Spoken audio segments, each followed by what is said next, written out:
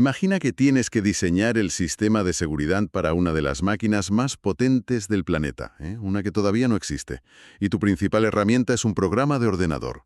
¿Confiarías en él ciegamente o lo someterías a la prueba más dura posible? Hola y bienvenidos. Hoy tenemos sobre la mesa un tema que, bueno, parece ciencia ficción, pero que tiene los pies muy en la tierra.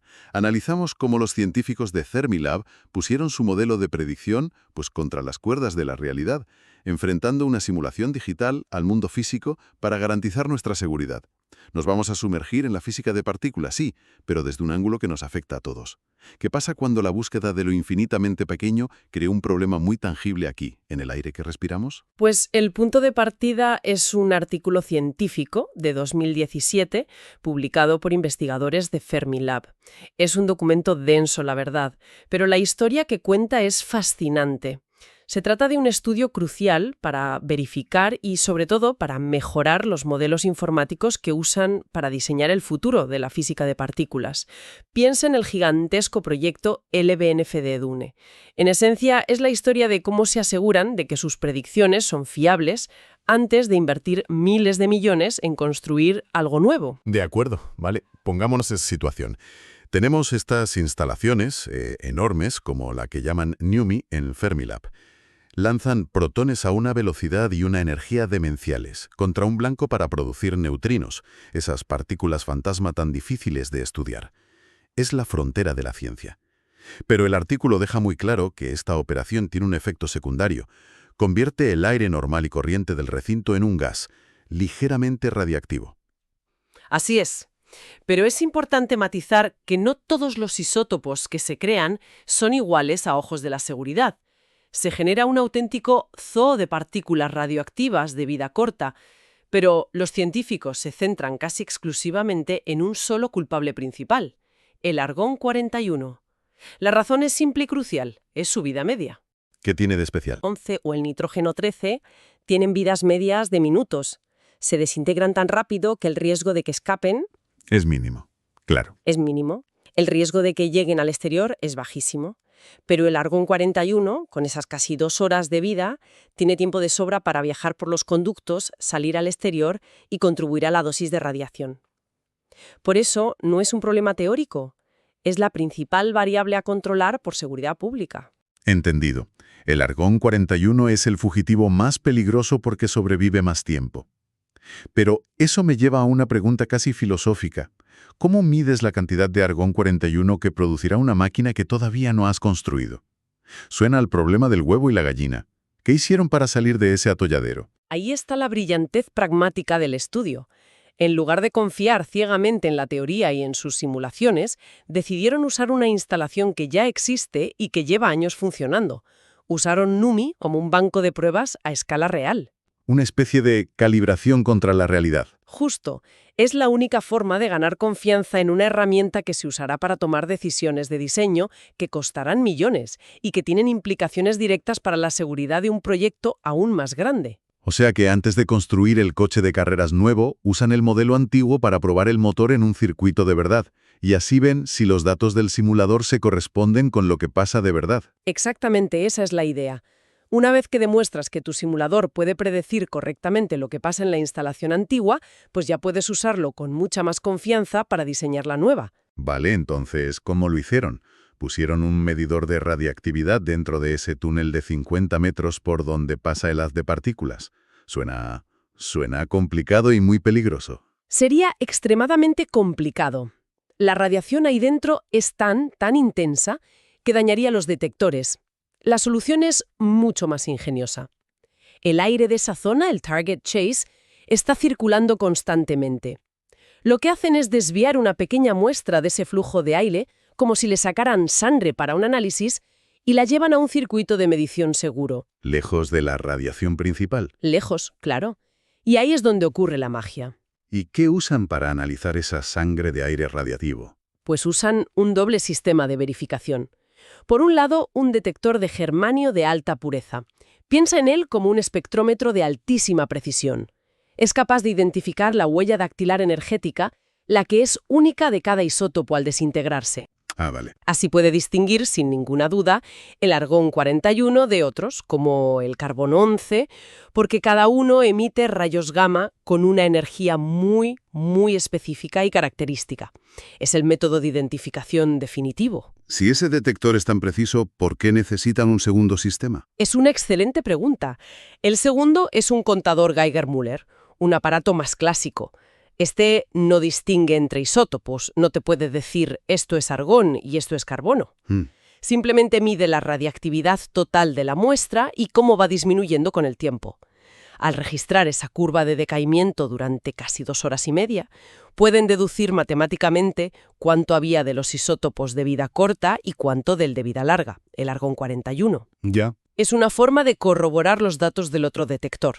Si los dos métodos, que son completamente diferentes, llegan a la misma conclusión... La confianza en el resultado es muchísimo mayor. Exacto. Entendido. Tienen el problema que es el argón 41 y el banco de pruebas, la instalación NUMI. Pero, ¿cuál es exactamente esa herramienta que están intentando calibrar? ¿Es una especie de bola de cristal digital? Se le podría llamar así. Es un código de simulación llamado Mars 15.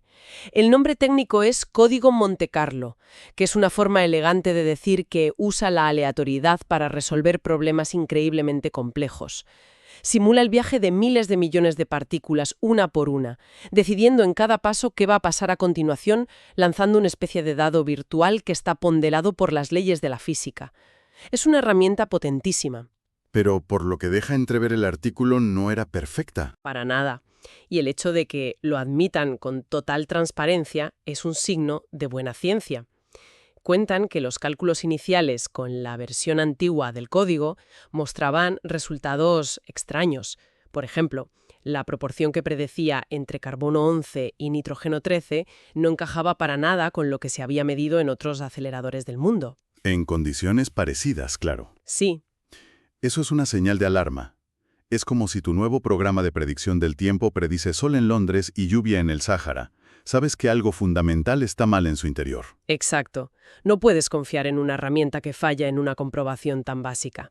Así que, antes de compararlo con sus nuevas mediciones, tuvieron que, digamos, abrir el capó y arreglar el motor del simulador.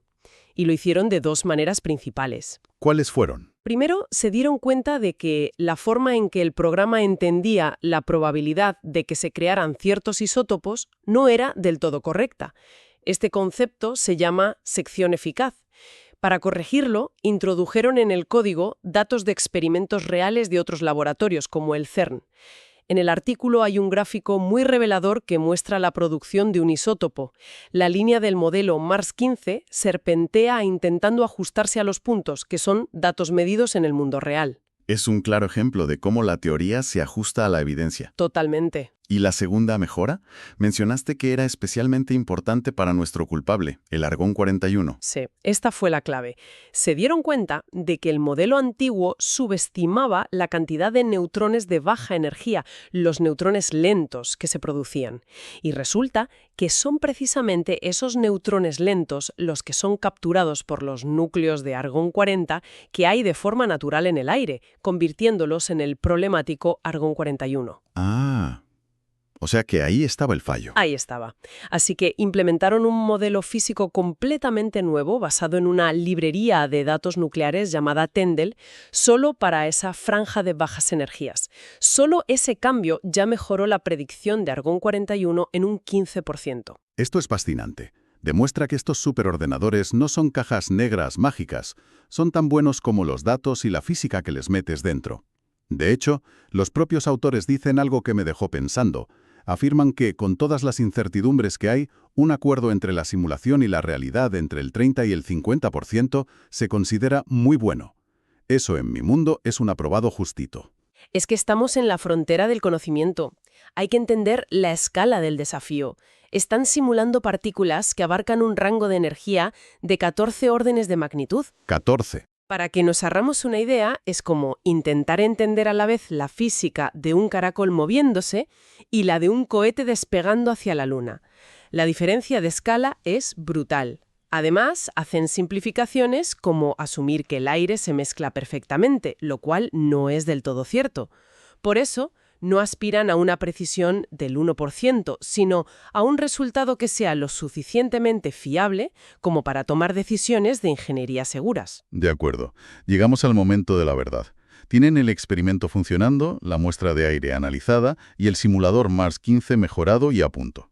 Es la confrontación final entre la predicción y la realidad. ¿Cuál fue el veredicto? Pues el artículo lo resume en una tabla. Y los datos son muy reveladores. Para algunos de los isótopos de vida corta, como el nitrógeno 13 y el oxígeno 15, la concordancia es excelente. La ratio entre lo predicho y lo medido es casi 1. El modelo en estos casos acierta de lleno. Para el carbono 11, el modelo predice un 30% menos de lo que se midió.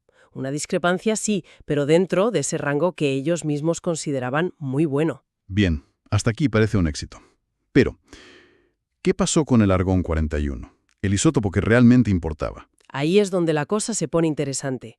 Para el argón 41, la ratio fue de 0,55. Espera un momento. 0,55. Eso significa que su superordenador, después de todas esas mejoras y calibraciones, predijo casi la mitad de la radiación real. El modelo se equivocó en casi un 100%. Si mi GPS tuviera un error del 100%, acabaría en otra ciudad. ¿Cómo puede ser esto un buen resultado? Es un suspenso en cualquier examen. Entiendo perfectamente la reacción. Y, para ser sinceros, cuando ves un resultado así en la pantalla, la primera reacción de un científico es pensar, algo hemos hecho mal. Pero aquí es donde tenemos que cambiar la mentalidad de la precisión académica a la de la seguridad en ingeniería. El artículo concluye que una subestimación por un factor de casi 2 es, y cito, bastante aceptable. Tienes que explicármelo porque no lo entiendo. ¿Por qué es aceptable? Por un concepto clave en ingeniería, el factor de seguridad. Cuando se diseña una instalación de este tipo, los ingenieros y físicos de seguridad nunca, jamás usan la predicción del modelo tal cual. Siempre la multiplican por un factor de seguridad. Dependiendo de la criticidad del sistema, puede ser un factor de 2, de 3, a veces incluso más. ¿Es una forma de cubrirse las espaldas? Exacto. Ante cualquier imprevisto, cualquier incertidumbre en el modelo, cualquier cosa que no se haya tenido en cuenta. A ver si lo he entendido. Digamos que el modelo Mars 15 predice que se van a producir 100 unidades de argón 41, y la realidad, lo que midieron, es que se producen unas 180. A primera vista, es un fallo garrafal del modelo. Exacto. Pero lo que me dices es que, a la hora de diseñar el sistema de ventilación y el blindaje para la nueva instalación Dune, los ingenieros no habrían usado la cifra de 100. Habrían cogido ese 100, lo habrían multiplicado por un factor de seguridad, digamos 2 o 3, y habrían diseñado todo el sistema como si se fueran a producir 200 o 300 unidades. Has dado en el clavo. Por lo tanto, aunque la realidad, 180 unidades, fue mucho mayor que la predicción, 100, sigue estando cómodamente por debajo del umbral de diseño seguro, 200 o 300. El objetivo del modelo no es ganar un premio a la predicción más exacta del universo. El objetivo es proporcionar una base de cálculo lo suficientemente buena para que, una vez aplicado el factor de seguridad, el diseño final sea robusto y seguro. Sin ninguna duda. Es un enfoque totalmente pragmático. El estudio no era para conseguir una publicación con un resultado perfecto, era para darle a los ingenieros una medida cuantitativa de la fiabilidad de su herramienta. Ahora, gracias a este trabajo, saben que su simulador tiende a quedarse corto con el argón 41 por un factor de casi 2, y pueden tenerlo en cuenta en sus futuros diseños. Precisamente. Este estudio les permite cuantificar su incertidumbre, lo cual es increíblemente valioso. Les dice, nuestra bola de cristal funciona muy bien para esto otro, y para el argón 41 tened cuidado porque tiende a ver la mitad del futuro real. Y con esa información se puede construir algo seguro. Bien, creo que es un buen momento para recapitular. Hagamos un balance de lo que hemos analizado. Primero, y fundamental, los grandes aceleradores de partículas generan gases radioactivos como un subproducto inevitable de su funcionamiento. Predecir cuánto se genera es clave para la seguridad. Segundo, hemos visto que no todos los gases preocupan por igual. El foco principal está en el argón 41, por su vida media relativamente larga, que le da tiempo a poder escapar al exterior. Tercero, hemos desgranado el método para validar las herramientas de predicción. No basta con la teoría, hay que enfrentarla a mediciones detalladas y rigurosas en el mundo real, usando instalaciones existentes como banco de pruebas, tal y como hicieron en Fermilab. Cuarto, que estos modelos de simulación no son estáticos, requieren una mejora constante, alimentándolos con datos experimentales nuevos y con modelos físicos más precisos, como vimos con la librería Tendel. Fue clave para entender mejor la producción de argón 41. Y quinto, la gran lección del día. El resultado final fue que el modelo mejorado funcionó muy bien para algunos isótopos, pero subestimó la producción del más crítico, el argón 41, por un factor de casi 2. Y lo más importante, que esta discrepancia, que académicamente parece un fallo, se considera aceptable desde el punto de vista de la ingeniería de seguridad. Todo gracias al uso de los factores de seguridad, que garantizan que el diseño final sea siempre conservador y robusto. Este estudio se hizo en 2017 para ayudar a diseñar el futuro experimento Dune, que ahora está en construcción, y me deja con una pregunta flotando en el aire. Este ciclo de predecir, medir la realidad, encontrar una discrepancia y refinar el modelo es la esencia misma de cómo avanza la ciencia en la frontera. No se trata de tener la respuesta perfecta a la primera, sino de entender los límites de tus herramientas, cuantificar tus incertidumbres y mejorar sin cesar. La pregunta es, ahora que están construyendo máquinas aún más potentes, ¿qué nuevas discrepancias, qué desafíos imprevistos estarán descubriendo que nuestros modelos actuales ni siquiera contemplan? Gracias por acompañarnos en este análisis. Hasta la próxima.